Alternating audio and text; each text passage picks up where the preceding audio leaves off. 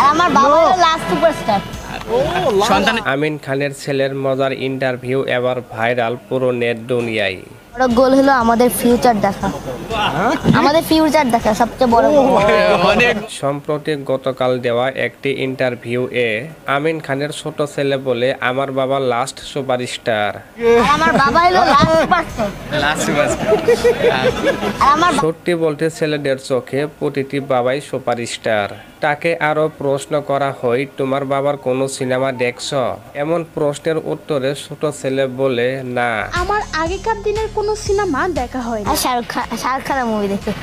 তখন সাংবাদিক বলে, আমাদের আমিন খান থাকতে শাহরুখ খানের মুভি দেখো? তখন তিনি বলে, আমি আগের বাংলা মুভি দেখি না, আর আমার অনেক ইচ্ছা, আমি বড় হয়ে সিনেমায় অভিনয় করতে চাই, আমার অনেক বড় নায়ক হওয়ার ইচ্ছা।